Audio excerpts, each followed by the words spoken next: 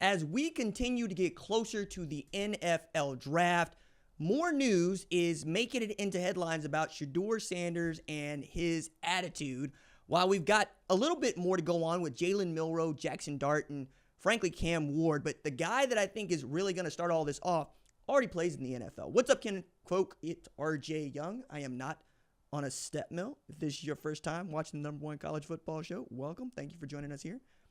Dog, Phantasma just made it through here or something. Like I felt a ghost. I don't know. Maybe I need to do the Kyrie round here. Anyway, Shedeur Sanders has been the guy to pick on at quarterback this year. This is not new, right? We know that this happens, particularly happening to black quarterbacks, but we'll leave that for a little bit. Trey Lance gets up there in front of Justin Fields. Justin Fields gets run out of Chicago, gets run out of Pittsburgh. I really want it to work for him at the New York Jets. I think he's an outstanding quarterback, and I think he needs an opportunity to showcase that. Same thing I think happened with Jared Goff when he got to the Detroit Lions on down, right? We see the physical traits. We know Justin Fields' ability.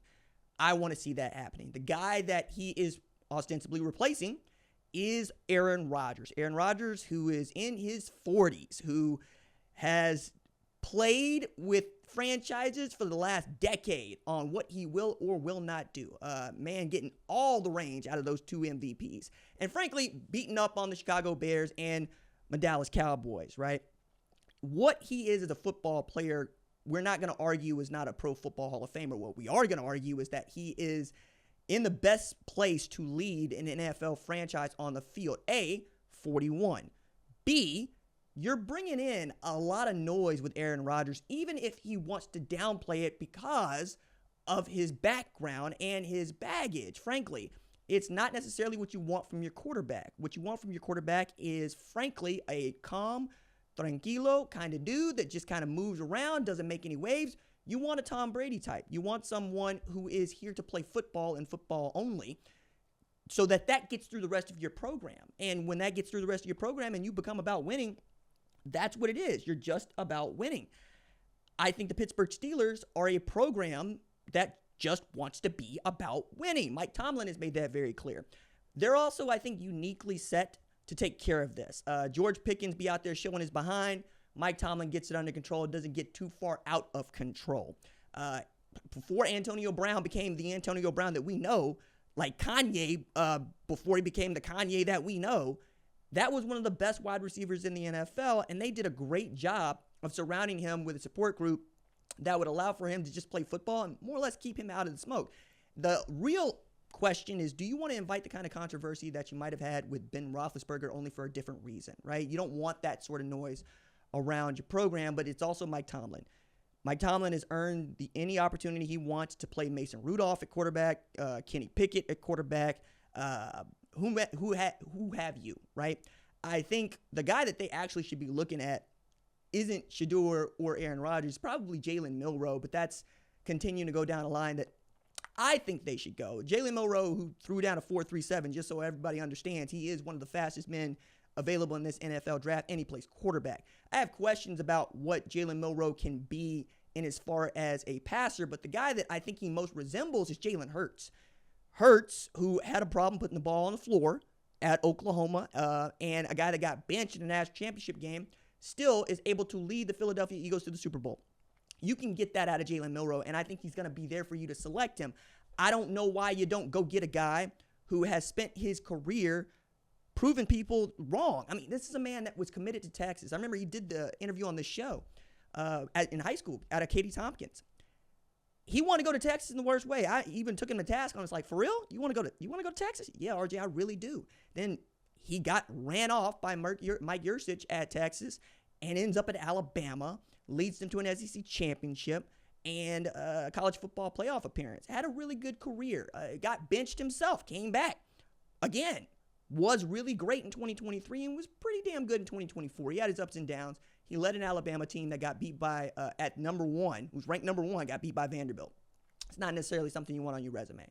But I think I would much rather draft a guy on a rookie contract in Jalen Milroe to come take over for me, or even a guy like Jackson Dart, who I think fits into the Kenny Pickett category of we don't know exactly what to do with you because of the offense that you played in, but we see the arm talent. We see the ability, and we know the pedigree, right? That's a former Gatorade National Player of the Year, and is pretty damn good at Ole Miss. Led them to their first 11-win season in history, and had a lot of fun throwing footballs to Trey Harris, who was arguably the most productive wide receiver over the last couple of years in the SEC, and that includes guys like Malik Neighbors, whatnot.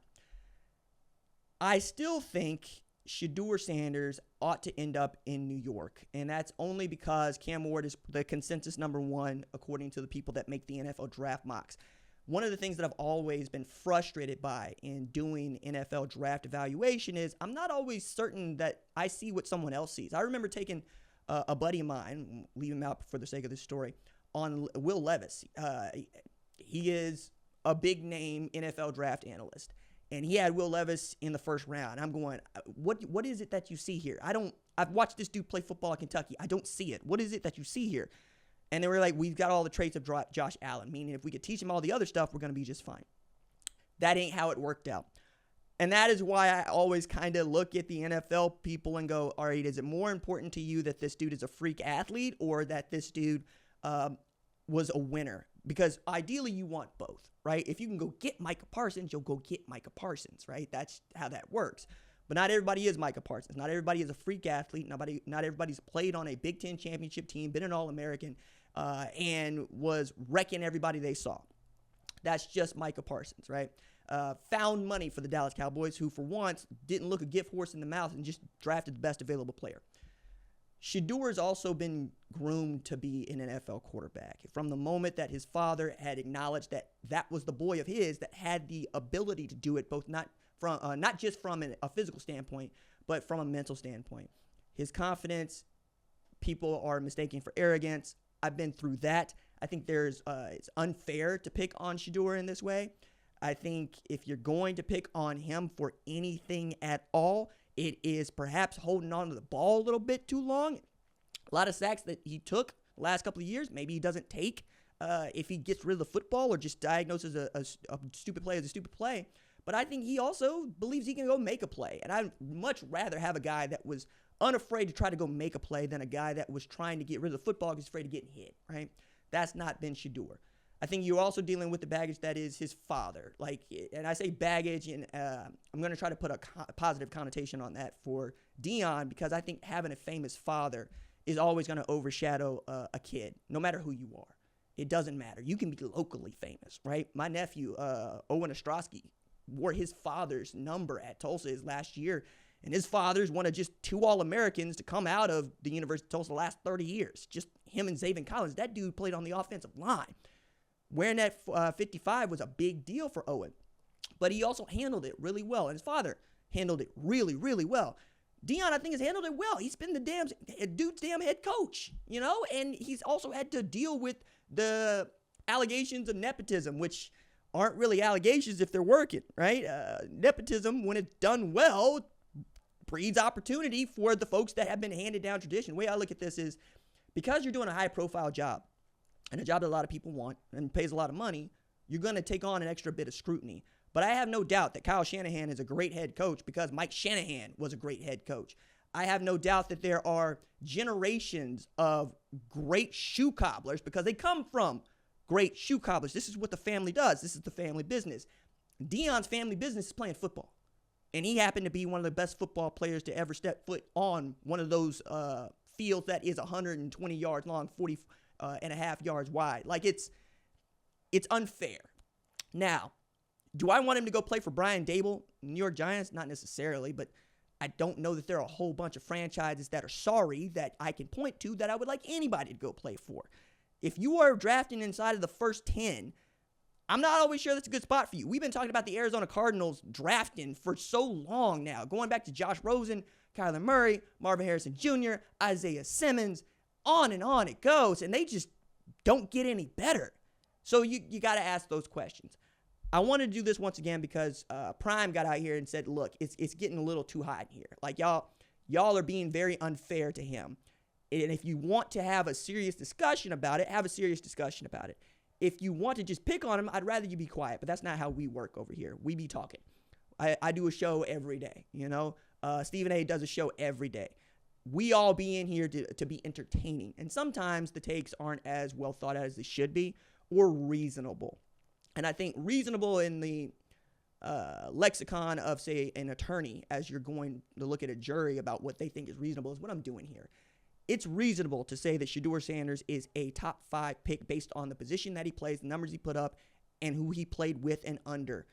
His father, 9-4, with Travis Hunter, with an offensive line that was so-so at best, and he threw 4,000 yards, had one of the best seasons that they've had at Colorado in the last decade. Treat him that way. That's all. That's all. If you don't want him, you don't want him. But there's no reason to run him down for any other reason than you think he's going to fall to you. But that strategy's stupid, because now you just made someone upset and mad. And if you don't cradle them and coddle them and you try to about face it, they're going to look at you and say, you've been two-facing me. Because if you were the general manager or the front office personnel who decided to take him to task and then you drafted him, what does that say about your business strategy, and what does that say about your belief in people? They're not assets to be managed, not like this. When you are drafting a quarterback in particular, you're drafting the whole person. And that means that y'all got to trust each other and y'all got to talk a lot. I just don't think that's a wise way to go get the quarterback you want. And there are better ways to do it, frankly. Be a little bit more creative than that and a little less into trying to manipulate folks for your own means.